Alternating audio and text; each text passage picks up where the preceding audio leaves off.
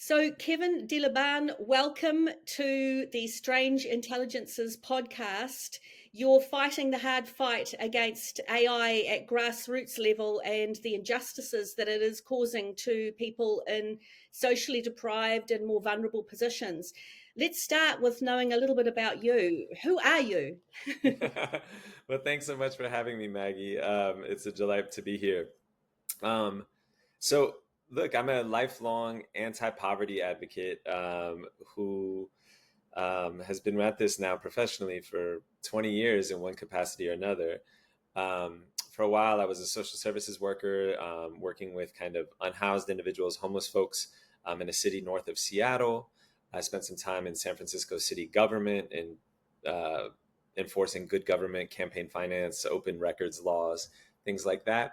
Then, after those experiences, I went to law school because I wanted to kind of get into the fight more directly in the ways that lawyers do.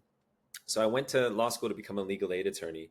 And in the States, legal aid provides free legal representation to low income people who otherwise wouldn't have any chance of affording an attorney. So it's anything civil. It's not sort of personal injury or accidents or things where there's a chance of much money being collected. It's everything where there's no money involved. So it can be helping people with Social Security or unemployment benefits. It can be helping domestic violence survivors escape a violent situation, or seniors who are being preyed upon through kind of consumer scams. And so I was a legal aid attorney for 12 years, 13 years almost. And it was there that I first encountered sort of algorithmic decision making and AI, and that led me to found Tectonic Justice, which is an organization that's meant to fight the harms that AI is causing low income communities. And we just formally launched last November after, close to a year of planning and, background work and everything else like that. Wow. And Kevin, I noticed when I read about your organization, you describe it as being multidimensional and community based. Can you say more about that? Because I was like super excited. Anything multidimensional is very exciting to our world. Tell me more about what that means for you. It means really integrating all the different levers for social change that we have, right? So as a lawyer, litigation and suing people is obviously something I really enjoy doing and is a useful tool. But it only gets you so far. And I can go into more of how I arrived at this understanding. But, it can stop a lot of really bad stuff from happening or slow it down. But law, or at least lawsuits, are not a great way at creating change proactively into being something more just for something. And that's where I realized we have to use the other levers of power that we have. You have to educate the public. You have to activate the communities most directly impacted by these changes and get people out and about and showing up and, bringing the ruckus, so to speak. You have to use the media and narrative strategy, art where you can incorporate it. All of these things that help push us all towards a kind of more just future. And so that's what I really mean by being multidimensional and sort of community focused. Is the other part of that is starting from the ground up. I think all good social change efforts do that, as opposed to, the opposite of some sort of top down approach, where, you don't have kind of the lasting, enduring buy-in that you need to really hold people accountable and create sustainable change when there are powerful interests opposed to you. Mm. So, Kevin, for those people who are knocking out their funding applications on AI or dabbling about with recipes for chocolate cake or whatever it is, what are the harms that you're seeing, and what are some of the victories that you've achieved against those? Sure. I mean, right now, uh, so I really focus on when powerful people use AI to make decisions about the lives of others, right? So we're talking about government officials deciding about people's health insurance benefits or their unemployment or social security benefits, or landlords deciding who gets to rent and what price they pay, or employers deciding who gets a job, what conditions they work under, and all of these things. That's really where my concern is. The way I came to this was really unexpectedly. I didn't have any particular interest in tech per se. I was an anti poverty advocate. So I was aware of things. I don't know if you call it the digital divide in New Zealand, but in the States, we call it the digital divide, right? That notion that, a lot of people who are low income or in rural areas don't have access to the technology or to kind of the understanding and comfort of using the technology, and that creates certain injustices. I was aware of that, but as a legal aid attorney, none of my cases were about the digital divide. It was just something that I was like, oh, okay, this is an issue of justice. I'm just sort of aware at the periphery. Um, what happened was in 2016, so I'd been practicing law at this point for, say, 4 years, just enough to stop constantly questioning your own competence and think that maybe you can actually, do something. You feel like those first few years, you just feel like you're messing up all the time and that you're surely forgetting something. So I was just getting that dangerous level of confidence. And what would happen is in January of 2016, me and my team would receive a couple dozen worth of calls on an issue that in the previous 4 or 5 years combined, we'd maybe received 10 calls on. So we knew something new was happening. And that was this, is America's health insurance system for low-income people is called Medicaid.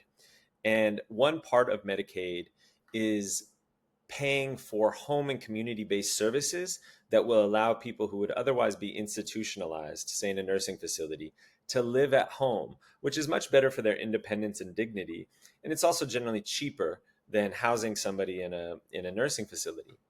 And so I got 24 calls from people who had been on this program in the state of Arkansas, many of them whom had been there for a long time. And these are folks with conditions that really generally don't get better: quadriplegia, multiple sclerosis, cerebral palsy, things like this. And they were all saying with desperation, they're cutting my care. The same nurse came out as last year. They asked me the same questions, but this time they told me that I'm going to get fewer hours than I had before. And these cuts were drastic, Maggie.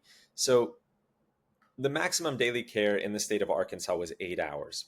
Now, that isn't enough if you have cerebral palsy, right? Like, making life independent with 8 hours with only 8 hours of outside caregiving support, really tough.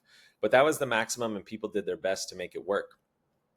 With these cuts, people were getting cut down to 5 hours a day of care or 4 hours a day of care. This meant lying in your own waste. It meant getting bed sores from not being turned. It meant being totally shut in and shut out of community. It meant missing physical therapy appointments that allowed you to keep what mobility you had in your limbs. Just horrific, horrific levels of human suffering. And so our clients would be telling us this. And we'd, of course, as their potential lawyers, would ask them, well, any reason why? And they would tell us, no, not really. I asked the nurse, and the nurse just said, it isn't me, it's the computer. Now, I heard those words from enough different people calling from different parts of the states and with different situations that I thought, oh, something funny is really happening here. And so we looked into it, and we found out that the state had implemented an automated algorithmic decision-making tool to decide how many hours of care somebody would receive. And we would fight against that.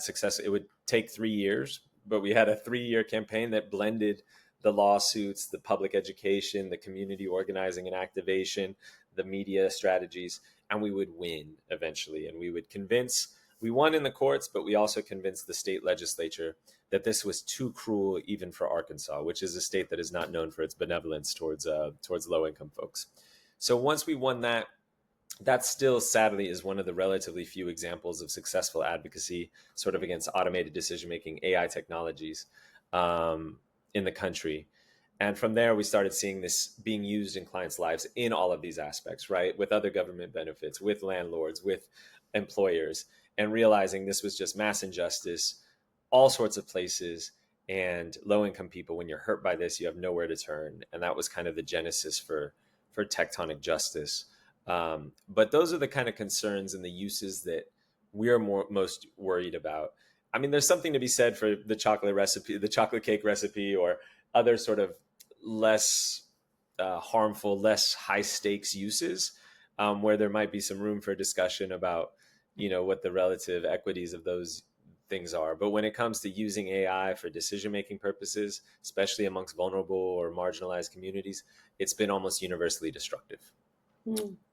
Kevin, from what I've researched in New Zealand, while there's guidance for public service, as they're called here, employees, about the fact there should be transparency, etc., I haven't, and I've tried at least a little bit, haven't seen in the individual government departments anything that transparently says, oh, we're going to use it to analyze our crime statistics, or we're using it to see how many people we can get into housing or not, or who are on benefits, etc. Is that the same situation in the US? There's an utter lack of transparency about how these systems are used. In most of the US, yes, that is true. There have been some very modest efforts in certain pockets, or the federal government previous to this Trump administration, under the Biden administration, there were some efforts to at least note that AI is being used for a purpose. Now, usually what was disclosed was one line, sort of like you described, Maggie, to do this or this or this, and no more detail, which isn't really transparency, but it's sort of a first step towards transparency.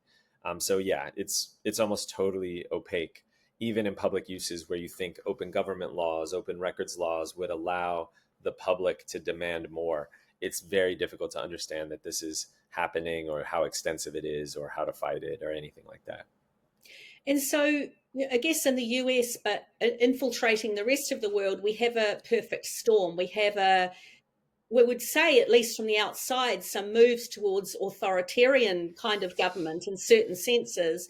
And also one of the fastest deployments of a disruptive technology I've seen in my life. I mean, I've seen social media, I've seen the telephone. You walk around with telephones, oh my God.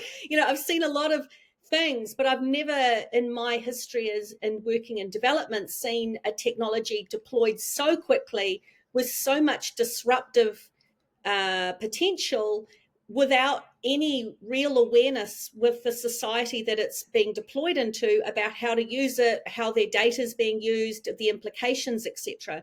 So we've got this perfect storm. Can we roll this back, or is this the way we're going to have to be going forward, do you think? I mean, I have to believe that we're able to roll it back, right? We're not going to unlearn the sort of developments that have led to the technology, but we certainly can stop or regulate how it's used. We can stop or regulate the future development of this technology. And I think combating this notion that is just inevitable and it's going to do what it's going to do is one of the key things that all of us in civil society really have to hold the line on. Because if not, you've got a whole bunch of tech companies, and now, like you say, authoritarian governments, authoritarians that recognize that AI is the most destructive and useful weapon to achieve authoritarianism and enforce authoritarianism as imaginable, right? Because it can shape reality about what people understand is true or false. It can do supposed data analyses that are totally biased and objective, but or non-objective, subjective, but have this allure of being objective. You can put together data from so many places, to like what's happening in the US right now, where you're hunting down and abducting and disappearing people off the streets, regardless of whatever their official legal status is, right? We see US citizens, lawful immigrants being abducted. And basically the government's just saying, oh, you're brown and you look like you might be Latino, you're automatically suspect. And so these are horrific. These are horrific developments. And I think any path to democratic renewal, both in the US and more broadly elsewhere, where we have, right-wing authoritarian movements all over, I think has to reckon with this technology, because it's like you say, it is more destructive, more quickly, with no real beneficial uses that we've seen for mass society being deployed at this rapid rate, with the future of tech companies and potentially world economies tied to it, right? So yeah, it feels horrifically threatening. So if we pause and like good researchers and lawyers, etc., and critique ourselves, is there some utopia? Is there some positivity? Because certainly the word productivity and efficiency in a wonderful capitalist system that we are in has been used endlessly as far as AI, and there are, of course, to do related to things like healthcare, cancer detection, diagnosis, etc., medicine development, public health, predicted outcomes. There's some definite ways in which this could usher in a Star Trek-like utopia, where all of us pursue our mandolin playing or whittling all sorts of business, if we wish. But let's take that side for a moment. Is there a balance where it could be used to support social justice in some ways, or support the poor in some ways? Not at the scale at which it does the harm and reproduces injustices. And this is always a tricky question. So when it comes to AI based decision making, right, again, where I really focus on, I have not seen a use that expands access to public benefits or makes benefits more generous. I haven't seen something that expands access to good quality housing or better jobs. If anything, it's always used in the opposite direction. So whose objectivity is it, right? Whose interest is it serving? And when you see it just being one-sided like that, I really don't see a whole lot of net gains for society. Now, within that injustice, there are people using AI to do cool things. One example in the US is with tenants who are trying to get their security deposits back from landlords, or trying to get repairs, or, dispute a landlord's claim that the tenant did something wrong. People have been putting, like, using AI to help somebody generate the forms and the paperwork needed without having to go to a lawyer. That's cool, but it's a modest iteration of what already exists, which is kind of form legal documents and other things, and kind of fact sheets. It's just a little more tailored, a little more individualized. There's also some cool pattern matching and data stuff going on, so you can see which landlords are the slumlords, right, that really are repeatedly doing something bad. So it's not that there's no body putting AI to creative use. There are. It's that the powers that be using AI operate on a scale that far outweighs what anybody else can do. Hmm. So that's where I see it with AI decision making. Now, you bring up the good point, right? Like pattern matching technologies that allow people to read X-rays better, right? Or potentially detect new medical treatments. There's a couple of things. One, I'm not sure it's not clear that the promises that everybody's talking about are actually going to be realized.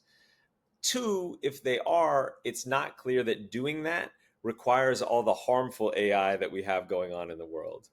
And three, even if the AI does it and it's worthwhile and everything else, you still have the problem of health insurance. Like, who's going to access the cancer treatments that are developed, right, if we don't have a just health insurance system, or if these kind of treatments are only available to wealthy folks? So I think there's still a lot of issues there, even when you start getting into the few areas where it seems like AI has some promise to actually benefit society on a broader scale. Hmm.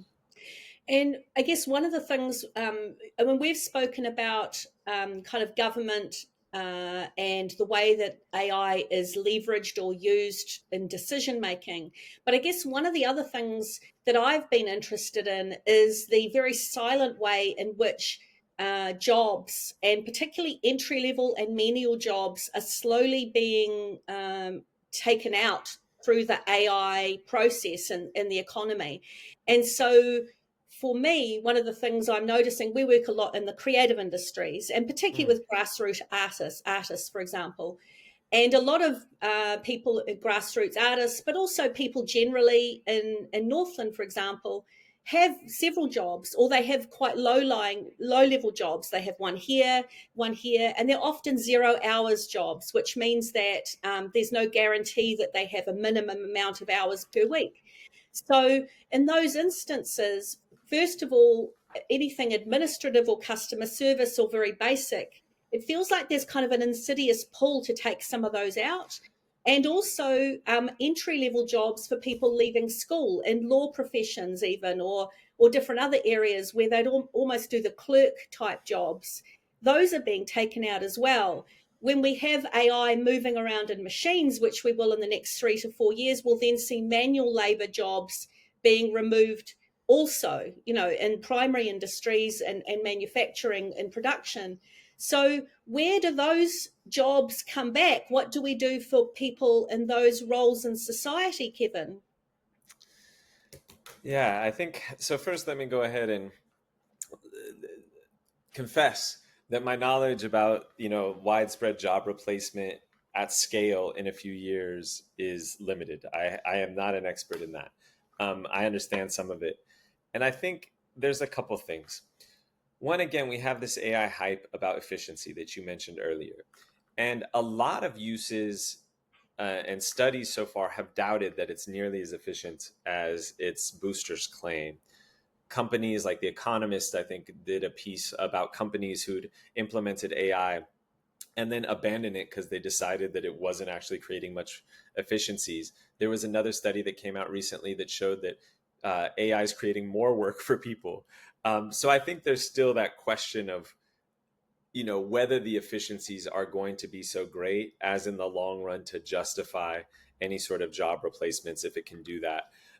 When it can, though, I think it is problematic. One of the places I'm really worried about is the public sector, because what ends up happening is there is a war on government, right? A right-wing war on government that's been happening for many, many political generations now. And it doesn't matter whether AI, for them, it doesn't matter whether AI is actually capable of doing anything of the jobs of public servants. What matters is it's a justification to say that we can go ahead and cut public services. And I think that's one of the dangers that we lean into when we embrace any of the efficiency notions, is who does the efficiency go back to, right? Even if you get to the point where, say, 6 workers are needed to do the work of what 10 workers used to do, then do you get to keep the 10 workers and let them do more, or does it just cut down to the 6 workers? And I think the way that you have to understand government services, at least, is it's just cut, cut, cut, cut, cut, right? So I think, the job replacement question, open facts. I think when it comes to public services, I don't know that the facts are going to matter. And in the US, you already see the Trump administration using AI, junk AI that definitely is not capable of doing any of the things that public servants currently do, but being used to justify the wholesale firing and reduction of a significant portion of the federal government. And they don't care, right? The people who are using this technology, they don't give a damn about whether the AI can do what it purports to do. They don't give a damn about what it means to be a senior citizen who's dependent on your $900 a month US dollars of Social Security for your retirement, and whether you can access that or get that regularly or fix a problem. They don't give a damn about that. It's just a weapon in their war on government. So I might have taken the question a little bit in a different direction than what you intended, Maggie, but that's how how I think of some of it. How about for you, when you're seeing like these clerk job replacements and sort of these low level things, are they just eliminating the jobs, and are the companies confident that that's a good long-term business decision? 100% eliminating the jobs. But it's happening only a little bit at the moment. I guess it's very clear to see that if you have the ability to automate, for example, your customer service area into a chatbot, and remove a whole layer of back office administrative staff, you're not going to deploy them somewhere else, particularly if those people are on casual contracts, like most people are in those roles. So for me, I'm interested to see what happens. I have a sense that what we're going to start to see is a whole bunch of businesses saying they're more productive, etc. But we're going to see the unemployment rate slowly increasing, but we won't understand the relationship. Why is there this unemployment rate increasing in these roles? And then we'll go, oh, it's because we're not actually measuring AI deployment and use properly in our stats, but we are seeing how many people are going on the dole in New Zealand because they've got no work. So I'm kind of interested. We're right at the stage now where we haven't had enough wholesale adoption yet, and I don't think anyone has, including in the States. But certainly in the next couple of years, I think we're going to start to see that happening. And I guess for creatives, we're already seeing people having their all their side hustles dry up, and their funding dry up, and various other things dry up. So there's a whole bunch of groups in of themselves that you can see are starting to really not do well out of this. And so for me, in terms of social disparity, it's not just the government decision making, which is utterly, from what I can see, not very transparent. But secondly, it's the insidious way that already rank and power issues that exist currently in the economy will get worse because those people are already marginalized anyway. And this becomes another disruptor for their jobs. Certainly, and that much, yes, we've definitely been seeing. So it's also notable that in the U.S., the tech industry, or at least personalities within the tech industry, have been supporting the notion of universal basic income, right? Which is It's this. just because they watch a lot of Star Trek, probably. Uh, well, what they're thinking about, no, that what they're thinking about is, look, AI is going to replace a lot of jobs down the road, and we know that's going to cause mass disruption and potentially social unrest and chaos. What they call social unrest and chaos is us probably saying, "Hey, we just want a fair shot at life, right? And a fair work, fair." Their Starbucks order or Uh, something in front of them. Yeah. yeah.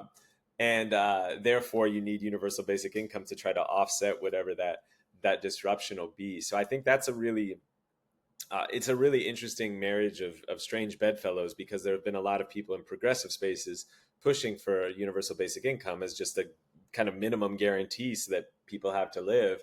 And now you have some people of the tech industry going, "Oh yeah, that's a great idea. Let's do that," right? Sort of preemptively. I think where you're talking about and the disruption to the jobs of people who are already vulnerable. I mean, you already see this in like Uber and Lyft drivers, right? Who in the States are predominantly immigrants, predominantly low income. You still have a significant number of Uber drivers. That's what they do full time, is they drive for companies.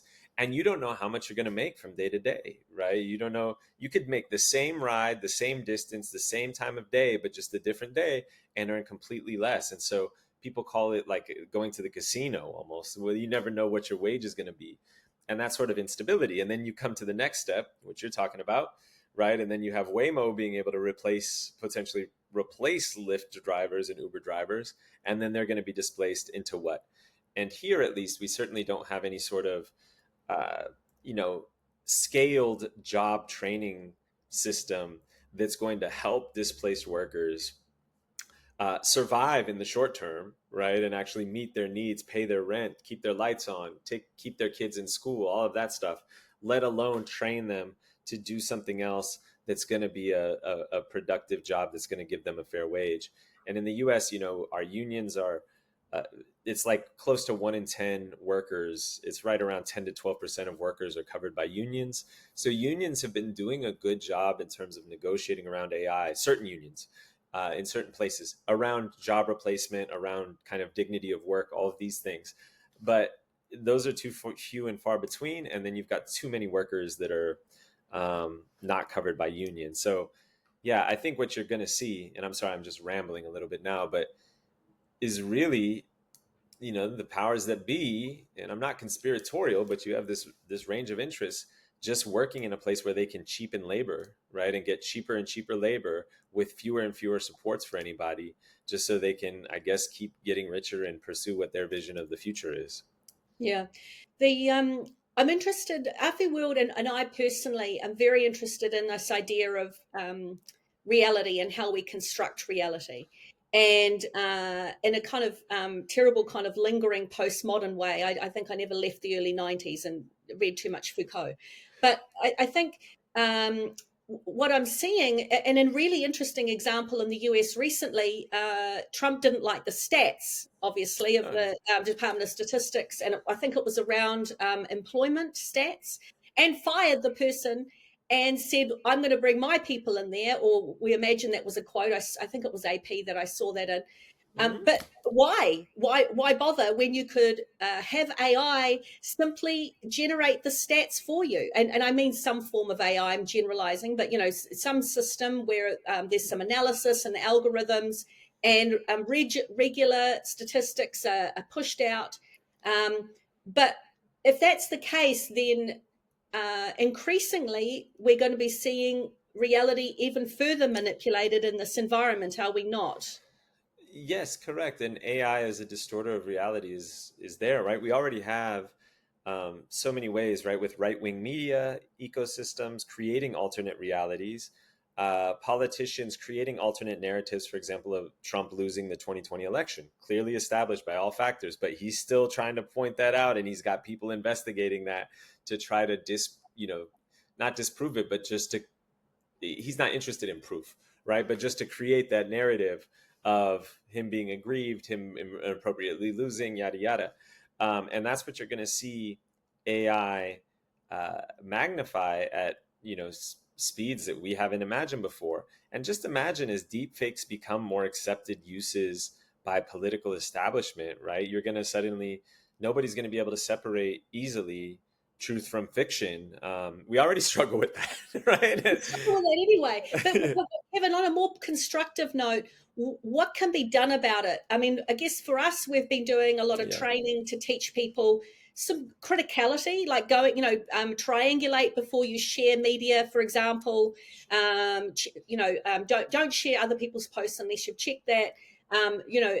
Have some rigor around checking for scams, and have that set into your not-for-profits organizational things, for example. Like, what are some ways that we need to counter these alternate realities that can so easily be built? And what is your organization doing in terms of proactive work or constructive work? Yeah, I mean, I think a lot of training is necessary, and that training, though, can't just be information, right? It has to be paired with trust. And I think this is going to be an interesting factor as we move into this age of mass misinformation and disinformation. Is you might end up going back to kind of hyper local scenarios of only being able to trust people, places, things like this. And so I think good information backed by trustworthy messengers who are out and about and connecting to people in physically mediated ways is going to be a significant source of resistance to basically authoritarianism and AI fueled um, authoritarianism, or at least movements that purport to do that. I think that's where you got to go. So, I mean, right now, what Tectonic Justice has been doing, mind you, we launched in November, and it's been just me. I got I got my first teammate in April, who's wonderful. But we got 330 million people in the U.S. And realize that. No, it's fine. What are the aspirations or speculations that could be done? I think probably less than like pressuring you to solve the US and the world's problems in this area. Put it all on my shoulders, Maggie. That's fine. It's a Monday. By Friday, we'll have it done. But I think that's where a lot of it is. So people don't understand the threat of AI. I'm sure this is something that I'd be interested in hearing from you, but it sounds like it's going to be the experience that you all have had. A lot of people don't understand the AI, what it is, or more importantly, what it's being used to do and what its threats are, and then how to fight back, because it does feel like this very intangible sort of existing in the ethers kind of thing. And I think this is the moment, pardon me, this is the moment where we connect it. At least in the US, what you have is people feeling the harms of AI on a mass scale that allows us an opening to connect that you are experiencing an AI harm right now if you didn't know you were. All the firings of the federal government officials, right?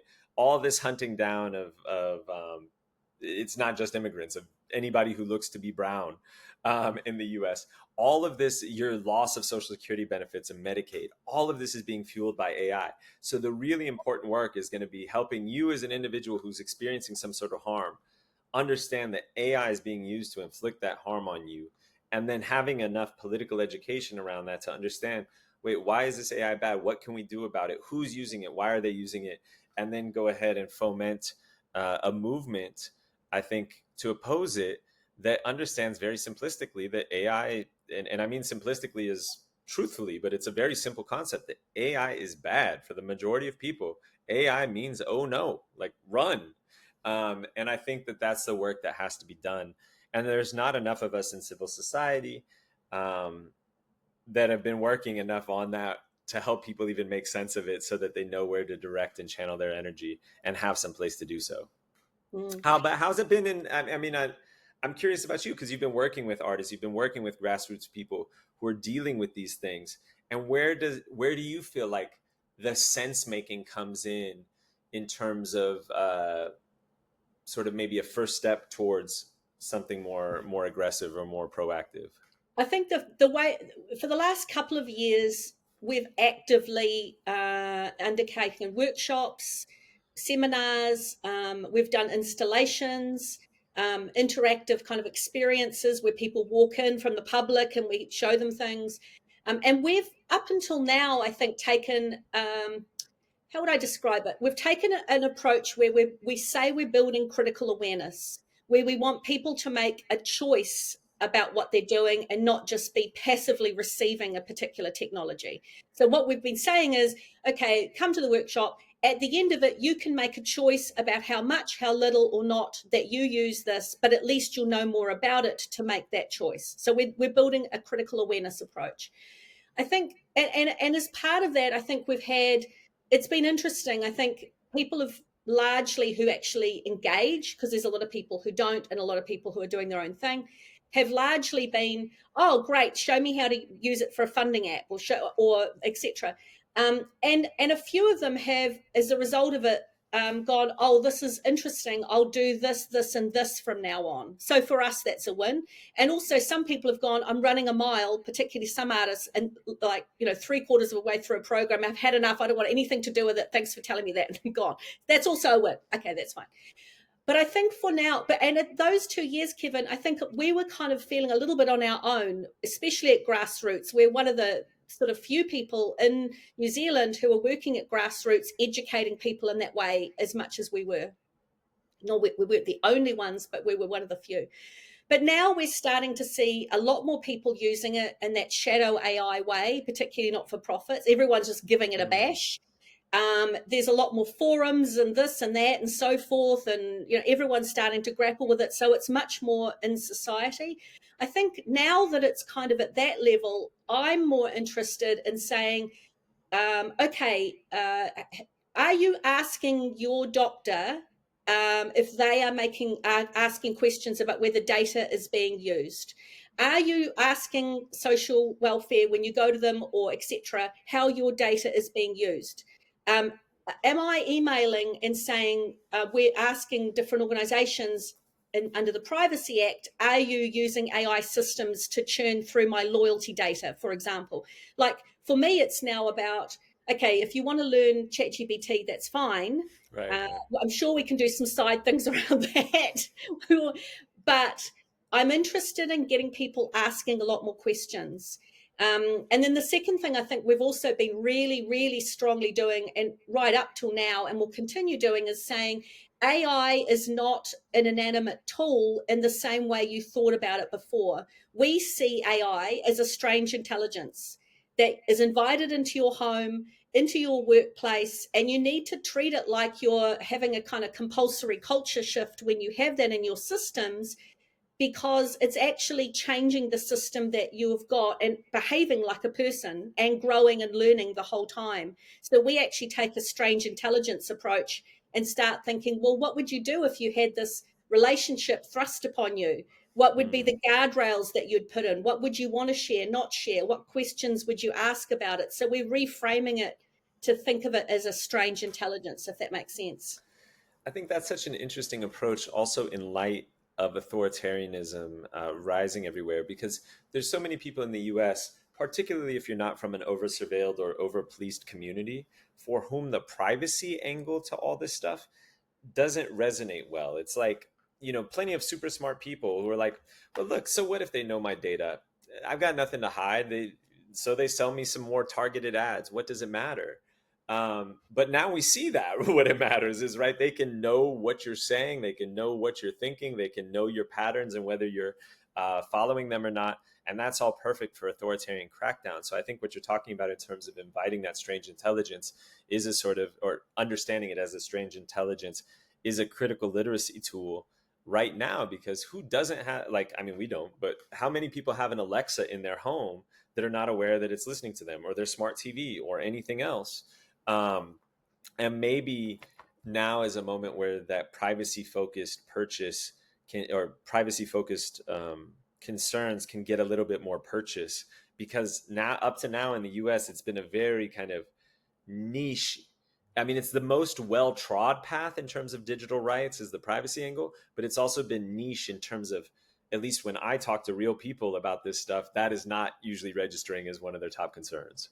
Yeah. And I think, especially when you think about IoT technology combined with AI, and you have your toaster and your Yeah. fridge Yep. and your TV and everything kind of having their own relationship outside of you in your house, and then feeding it to outside people, whether you like that or not, who are gathering data. It's like a panopticon, as Foucault Mhm. talked about it. But in the, I thought social media was that. But, social media during lockdown, when everyone was complaining, when you got people walking past the house that they were like, out and about and shouldn't be, and on the Facebook groups locally, and spying on each other, I thought that was panopticon. But now we're in this society where even the appliances are kind of having a go at us. So I think having some really strong questioning about how information about us, which isn't a factor, digital footprint, it's an extension of ourselves in the world, is being viewed and churned through the system, is critical. But in your case, I guess the strange intelligences are already, and have been for a number of years, working their way through, quietly assessing and processing people's data without them knowing. And so, you know, we've had years of this. It just so happens that we now know a little bit more about it because we're talking to it, but it's not like a new thing. Right. And it may be one of those moments where, eh, I mean, who knows? But you have sort of some sort of cultural awakening and like a reframing of the values around these things as we see what the costs are and we feel these costs in a concentrated way over the short term. And that's, I think, where a lot of the root of my hope for advocacy is in the sense of like, these are a lot of dots that people haven't connected yet. And once those dots are connected, if we can connect them well, quickly enough, at scale, people may have the chance to see, no, we want to reshape our relationship, kind of in your words, to this stuff. And I can tell you, there's not a workshop I give focused on these harms, right? Usually it's the decision making harms with the other stuff, the environmental stuff, the data stuff, whatever. But there's not a workshop where I don't have people going, oh my God, I should be terrified of this. I haven't been terrified. I need to pay more attention. I need to do this. And it seems like once people are made aware, there is just an instinctive sense that this is wrong on so many levels. And that's where really the hope is for me, is like, if you're an environmentalist, you can be against this stuff because of data centers and all the stuff it has, right? If you're an anti-poverty advocate, you can come at it like me. If you're a privacy advocate, you can come at it this way. And it encompasses so many different things that it could be a unifying framework to understand a lot of the ways that sort of generally wealthier, powerful interests are using it to come at us. And that's, that's where I hope things go. Yeah, and I think that's a good note to kind of complete today, and also to circle back to what you said about trust. Humanity is kind of disconnected from each other. We see each other as the other. We're increasingly divisive. There's an opportunity for us to remember our humanity and connect to one another on a deeper level, I guess, and to see how we can foster trust, foster connectivity, and understand some of those deeper values that really bring us together rather than drive us apart.